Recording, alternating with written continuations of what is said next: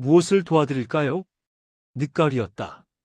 행정복지센터는 방문객도 뜸했고 찬바람이 건물 틈으로 파고들었다. 로비 중앙까지 들어온 노인은 잠시 멈춰 섰다. 어디로 가야 할지 몰라 두리번거렸다. 안내 데스크를 찾는 것 같았지만 눈이 잘 보이지 않는지 자꾸 다른 곳을 바라봤다.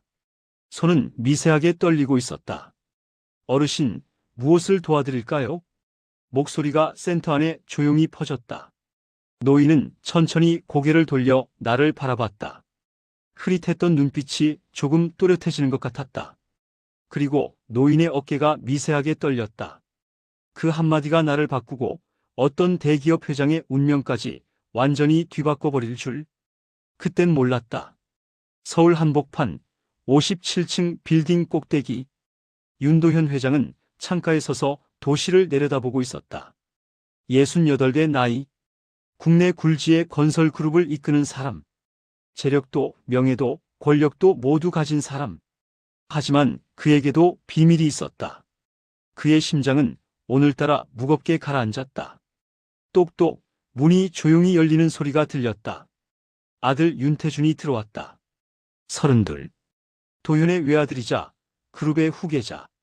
태준의 목소리가 달랐다. 늘 밝고 가벼웠던 목소리가 오늘은 무겁고 단단했다. 아버지, 말씀드릴 게 있어요. 결혼하고 싶은 사람이 있습니다. 도현의 손이 멈췄다. 깍지 낀 손에 힘이 들어갔다. 누구냐? 구행정복지센터에서 일하는 김민서라는 여자입니다. 태주는 잠시 멈췄다가 이어서 말했다. 보육원 출신이에요. 회장실의 공기가 얼어붙었다. 도현의 눈빛이 흔들리더니 천천히 차갑게 굳어졌다. 그는 천천히 몸을 돌렸다. 다시 말해봐. 아버지, 저는 그녀와 결혼하고 싶습니다. 진심입니다. 안 돼. 날카로운 칼날 같은 한마디. 도현의 목소리는 차갑고 단호했다. 아버지, 안 된다고 했다. 도현의 손이 책상을 내리쳤다. 보육원 출신? 그런 사람이 들어오면 어떻게 되는지 알기나 하나. 우리 집안이 어떤 집안인지 알지? 3대째 이어온 기업이야. 태주는 입술을 깨물었다. 하지만 눈빛만은 흔들리지 않았다. 아버지, 저는 그녀를 사랑합니다. 그녀는 착하고 따뜻하고 진실한 사람이에요. 도현의 목소리는 냉소적이었다. 세상은 내가 생각하는 것만큼 아름답지 않아. 마음만으로는 살 수 없어. 우리 같은 사람들은 결혼도 전략이야. 태준아, 나는 내가 행복하길 바란다. 진심이다. 하지만 그 여자와는 안 돼. 절대 안 돼. 그 말 속에는 그 누구도 모르는 오래된 상처가 숨어 있었다. 도현 자신도 인정하고 싶지 않은 45년 전의 기억이. 태준이 나가고 난 뒤 도현은 서랍을 열었다. 맨 아래 서랍. 거기에는 작은 나무 상자 하나만 놓여 있었다. 그는 천천히 뚜껑을 열었다. 45년 전 여자와 찍은 오래된 사진 한 장. 사진은 색이 발해 있었다. 비 오는 날, 작은 우산 하나를 나눠 쓰며 웃던 두 사람. 23세 도현과 21살의 수진. 수진은 가난했다. 밥도 제대로 못 먹고 헌옷만 입고 다녔다. 하지만 한 번도 불평한 적이 없었다. 두 사람은 대학교 후문 작은 식당에서 만났다. 수진은 그곳에서 서빙 아르바이트를 하고 있었다. 도현은 첫눈에 반했다. 1년이 지나고 두 사람은 연인이 되었다. 도현은 그때가 인생에서 가장 행복한 시절이었다. 하지만 행복은 오래가지 못했다. 도현의 아버지가 알게 되었다. 그 여자와 헤어져라. 당장. 도현은 저항했다. 처음으로 아버지께 대들었다. 내가 그 여자를 계속 만나면 너를 집안에서 내쫓겠다. 그 여자도 가만두지 않겠다. 그 여자의 인생을 망쳐놓을 거다. 도현은 그 순간 무너졌다. 자신이 헤어지면 수진을 지킬 수 있었다. 하지만 계속 만나면 수진의 인생까지 망가뜨릴 것이었다. 비 오는 날이었다. 그날도 이런 늦가을이었다. 도현은 수진을 만나 말했다. 헤어지자고. 거짓말이었다. 너무나 뻔한 거짓말이었다. 수진은 울지 않았다. 한동안 도현을 바라보다가 천천히 돌아섰다. 그리고 걸어갔다. 비를 맞으며 우산도 없이. 그날 이후 수진은 사라졌다. 도현은 미칠 것 같았다. 몇 달 후 수진을 찾아 나섰다. 하지만 찾을 수 없었다. 마치 세상에서 사라진 것처럼. 그로부터 45년이 지났다. 도현은 아버지가 정해준 여자와 결혼했다. 하지만 사랑은 없었다. 아내는 10년 전에 병으로 세상을 떠났다. 하지만 수진은 달랐다. 45년이 지났어도 잊을 수가 없었다. 가끔 꿈에 나왔다. 21살의 그 맑은 얼굴로. 도현은 사진을 가슴에 안았다. 그의 눈에서 눈물이 흘러내렸다. 68회 회장이 책상 앞에서 혼자 울고 있었다. 며칠 후 폭우가 쏟아지던 날, 도현은 회사 일정을 마치고 빌딩 로비로 내려왔다. 그때 지하층에서 소란스러운 소리가 들렸다. 비서가 확인하고 돌아와 보고했다. 노숙자로 보이는 어르신이 쓰러지셨다고 합니다. 도현은 그냥 지나가려 했다. 하지만 발이 떨어지지 않았다. 도현은 홀린 듯 지하층으로 내려갔다. 바닥에 쓰러진 노인이 있었다. 옷은 비에 흠뻑 젖어 있었고 온몸이 떨리고 있었다. 사람들은 멀찍이 떨어져서 구경만 하고 있었다. 그때 어디선가 급한 발소리가 들렸다. 비켜주세요. 젊은 여자의 목소리였다. 민서였다. 그녀는 사람들을 해치고 노인에게로 달려갔다. 그리고 망설임 없이 무릎을 꿇었다. 어르신, 어르신, 저 보이세요? 그녀는 노인의 머리를 조심스럽게 끌어안았다. 그리고 자신의 코트를 벗어 노인에게 덮어주었다. 괜찮아요? 저 여기 있어요. 괜찮아요? 절 보세요. 도현은 멀리서 그 장면을 보며 멍하니 서 있었다. 가슴이 쿵 내려앉았다. 그녀의 말투, 태도, 모든 게 너무 익숙했다. 마치 수진과 같은 그 모습. 구급차가 출발하고 나서도 도현은 그 자리에 서 있었다. 한동안 움직이지 못했다. 그날 밤 도현은 잠을 이룰 수 없었다. 민서는 태준이 결혼하고 싶어하는 여자였다. 보육원 출신. 도현이 거부했던 바로 그 여자. 하지만 오늘 본 민서는 달랐다. 그녀에게는 무언가가 있었다. 돈으로 살 수 없는, 지위로 얻을 수 없는 무언가. 진심 어린 따뜻함. 45년 전 수진에게서 봤던 바로 그것이었다. 도현은 수진을 포기했다. 가문의 압력에 굴복했다. 그리고 평생을 후회하며 살았다.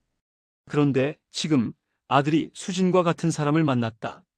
그리고 도현은 아들에게도 똑같은 선택을 강요하고 있었다. 도현은 얼굴을 두 손으로 감쌌다. 자신이 겪은 후회를 아들도 겪게 만들고 있었다. 자신이 놓친 행복을 아들도 놓치게 만들고 있었다. 도현은 알고 있었다. 무엇을 해야 하는지. 다음 날 아침 도현은 일찍 일어났다. 오래된 옷장을 열었다. 낡은 작업복이 걸려 있었다. 40년 전 현장에서 직접 일하던 시절의 옷이었다. 그 작업복을 꺼내 입었다. 거울 속에는 낯선 사람이 서 있었다. 평소 입던 고급 양복도 명품 시계도 없었다. 그저 낡은 작업복을 입은 평범한 노인이 있었다. 행정복지센터에 도착했다. 안내 데스크에서 번호표를 뽑았다. 32번. 현재 진행 중인 번호는 18번이었다. 한참을 기다려야 했다. 30분, 이 시간이 지났다. 도현은 자신의 인생을 되돌아봤다. 언제부터인가 기다림이라는 것을 해본 적이 없었다. 늘 다른 사람들이 자신을 기다렸다. 하지만 여기서는 달랐다. 드디어 32번이 떴다. 놀랍게도 민서의 창구였다. 도현은 천천히 일어나 민서의 창구로 걸어갔다. 민서가 고개를 들었다. 그리고 눈을 동그랗게 뜨며 따뜻하게 웃었다. 어르신, 어떻게 오셨어요? 도현은 준비해온 대로 말했다. 저 기초생활수급 신청을 하려고요. 민서는 고개를 끄덕였다. 네, 도와드릴게요. 오늘 비 많이 오던데 괜찮으셨어요? 민원 내용을 묻기 전에 먼저 도현의 안부를 물었다. 민서는 따뜻한 물 한 컵을 따라 도현 앞에 놓았다. 일단 따뜻한 물 좀 드세요. 몸 좀 녹이시고요. 도현은 컵을 받아들었다. 손이 떨렸다. 물을 한 모금 마셨다. 따뜻했다. 하지만 그것은 물의 온도 때문만은 아니었다. 민서의 따뜻함 때문이었다. 자, 그럼 천천히 말씀해 주세요. 상황이 어떻게 되시나요? 도현은 준비해온 이야기를 시작했다. 저는 혼자 삽니다. 자식도 없고 일도 할 수가 없어서. 민서는 부드럽게 물었다. 힘드셨겠어요? 많이 외로우셨을 것 같아요. 그 말에 도현은 멈칫했다. 경제적 상황을 물은 게 아니라 감정을 물었다. 민서는 서류를 처리하는 것이 아니라 사람을 대하고 있었다. 네, 외롭습니다. 도현은 거짓말을 하려 했는데 진심이 나왔다. 많이 힘드셨죠? 근데 이제 괜찮아요. 제가 도와드릴게요. 어르신이 받으실 수 있는 모든 지원을 알아볼게요. 그 말에는 진심이 담겨 있었다. 정말로 돕고 싶어 하는 마음이었다. 도현은 일부러 서류를 헝클기 시작했다. 민서는 자리에서 일어나 도현 옆으로 왔다. 그리고 의자를 가져와 도현 옆에 앉았다. 여기는 어르신 성함 쓰시는 곳이고요. 여기는 주소 쓰시는 곳이에요. 천천히 쓰세요. 급할 거 없어요. 점심시간이 되었다. 다른 직원들은 팻말을 세웠다. 하지만 민서는 세우지 않았다. 식사는 하셨어요? 도현은 고개를 저었다. 민서는 자신의 가방에서 샌드위치를 꺼냈다.